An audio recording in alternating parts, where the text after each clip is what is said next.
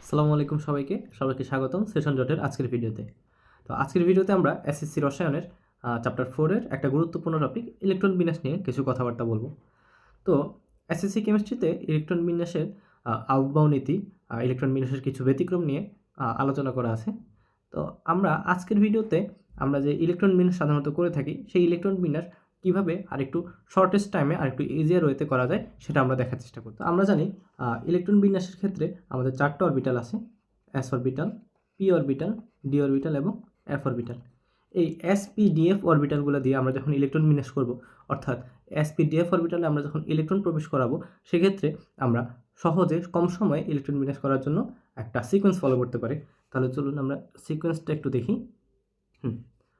সিকোয়েন্সের শুরুতে সিকোয়েন্সটা শুরু হবে এস দিয়ে, এবং এসের পরে প্রত্যেকবার একটা নতুন করে অরবিটাল সামনে যুক্ত হবে।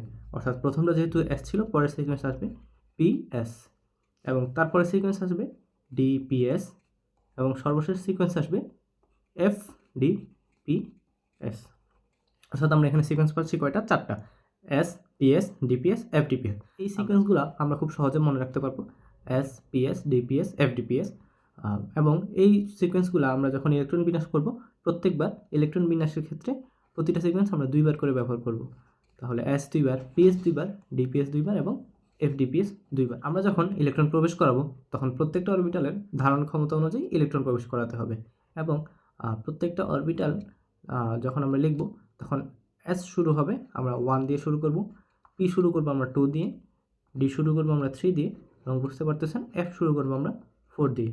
এবং প্রত্যেকটা প্রত্যেকটা অরবিটালের একটা নির্দিষ্ট ধারণ ক্ষমতা আছে। যেমন আমরা জানি এস এর ক্ষেত্রে ধারণ ক্ষমতা হচ্ছে 2, পি এর ক্ষেত্রে সেটা হচ্ছে 6, এবং ডি এর ক্ষেত্রে সেটা হচ্ছে 10, এবং এফ এর ক্ষেত্রে হয় 14। ধরেন আমরা ভ্যানাডিয়াম দিয়ে ট্রাই করতে পারি। ভ্যানাডিয়াম, এটার পারমাণবিক সংখ্যা হচ্ছে 23, অর্থাৎ এটার ইলেকট্রন সংখ্যাও 23। এখন আমরা প্রথমে সিকোয়েন্সগুলো লিখব। প্রথমে দেখেন আমরা এস লিখছি 2বার, অর্থাৎ এস এস। এরপর লিখছি আমরা পিএস 2বার, পিএস পিএস। এরপর লিখছি ডিপিএস 2বার, ডিপিএস ডিপিএস। এখন সাধারণত ভ্যানাডিয়ামের ক্ষেত্রে এতগুলো লাগবে না। আচ্ছা, আমরা দেখি কয়টা লাগতেছে। এবার আমরা প্রধান শক্তি স্তর নাম্বার বসাবো। প্রধান শক্তি স্তর নাম্বার বসাবো। তো প্রধান শক্তি স্তর নাম্বার বসানোর ক্ষেত্রে আমরা একটা জিনিস খেয়াল রাখবো, যে এসের ক্ষেত্রে আমরা শুরু করব 1 দিয়ে, 1s, এই 2s, 3s, 4s, এই 5s এবং 6s। এরপরে আমরা পি শুরু করব 2 দিয়ে, অর্থাৎ 2p, 3p, 4p, 5p, এবং ডি শুরু করতেছি আমরা 3 দিয়ে, 3d, 4d। তাহলে এখানে আমাদের এফ লাগতেছে না। এবার আমরা হচ্ছে ধারণ ক্ষমতা অনুযায়ী অরবিটালগুলোতে ইলেকট্রন প্রবেশ করব। আমরা এস অরবিটালে জানি টোটাল 2টা ইলেকট্রন থাকতে পারে হাইয়েস্ট। তাহলে আমরা শুরু থেকে দিয়ে যাব 1s2, 2s2, 2pতে থাকতে পারে 6টা, 2p6, তাহলে আমরা পাচ্ছি 2 2 4 6 10টা, 3s2, 3p6, 4s2। আমরা দেখি এখানে কয়টা হচ্ছে, 10, 11, 12, 18, 20টা। তাহলে আমাদের ভ্যানাডিয়ামে আমাদের আর 3টা ইলেকট্রন লাগতেছে। এই তিনটা ইলেকট্রন আমরা দিয়ে দিব 3dকে।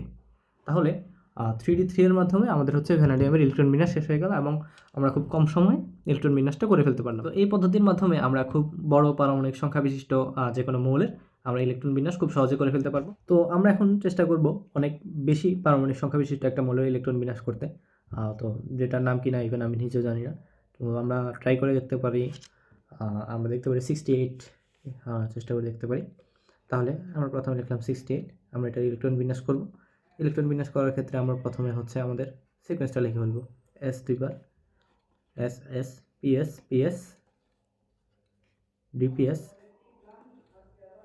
DPS, FDPS FDPS. নর্মালি এতগুলো লাগবে না, তাও আমরা এফডিপিএস পর্যন্ত লিখলাম। আচ্ছা, এবার আমরা হচ্ছে প্রধান ইলেকট্রন সংখ্যা বসাই, প্রধান শক্তি স্তরের নাম্বার বসাই। তো প্রধান শক্তি স্তর নাম্বার আমরা এস শুরু করব 1 দিয়ে, তাহলে লিখলাম 1s, 2s, 3s, 4s, 5s, 6s, এখানে আমরা লিখতেছি 7s। এরপর আমরা পি শুরু করব 2 দিয়ে, তাহলে 2p, 3p 4p 5p 6p এবং ডি শুরু করব 3 থেকে 3d 4d 5d এবং এফ শুরু করব 4 থেকে।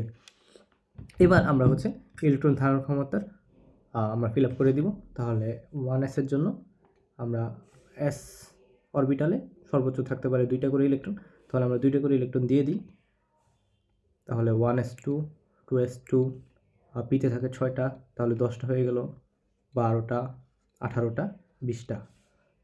3ডিতে ডিতে থাকতে পারে 10টা করে ইলেকট্রন, তাহলে আসতে আমার 30টা 36 38। ডিতে থাকতে পারে 10টা 48 54। এসে থাকতে পারে 2টা 56। 4f এ হাইস্ট 14টা থাকতে পারে। তাহলে আমরা যেহেতু আমরা এখানে 56 পেয়ে গেছি, আমার লাগতেছে 12টা, তাহলে আমরা 14টা না দিয়ে এখানে দিব কয়টা? 12টা। তাহলে এখানে আমার হচ্ছে ইলেকট্রন বিন্যাসটা কমপ্লিট হয়ে যাবে। আমরা যেহেতু 2টা ইলেকট্রন বিন্যাস করলাম, আমরা কিছু কমন মনে রাখার মতো জিনিস খেয়াল করতে পারি। যেমন 3p6-এ 3p6 পর্যন্ত টোটাল 18টা ইলেকট্রন ফিল আপ হয়। অর্থাৎ এখানে আমরা 1s2 থেকে 3p6 পর্যন্ত এটা পুরো টানা লিখে আমি এখানে শুধুমাত্র আর্গন দিয়ে এইভাবে সেকেন্ড থার্ড ব্র্যাকেট দিয়ে পরবর্তী সংখ্যাগুলো লিখতে পারি, পরবর্তী অরবিটালগুলো লিখতে পারি। এভাবে হচ্ছে যে আমাদের ইলেকট্রন বিন্যাসটা আরও ছোটো হয়ে যায়। তো আমরা যেটা শিখলাম আজকে, এটা থেকে আমরা খুব শর্টেস্ট টাইমে আমরা ইলেকট্রন বিন্যাস এবং যে কোনো বড় পারমাণবিক সংখ্যা বিশিষ্ট মৌলের ইলেকট্রন বিন্যাসও খুব শর্টেস্ট টাইমে করে ফেলতে পারবো। এটা আমাদের পরীক্ষার হলে যথেষ্ট সময় বাঁচাবে। তো এতক্ষণ ধরে সিস্টেমটির সাথে থাকার জন্য আপনাদের সকলকে ধন্যবাদ। আসসালামু আলাইকুম।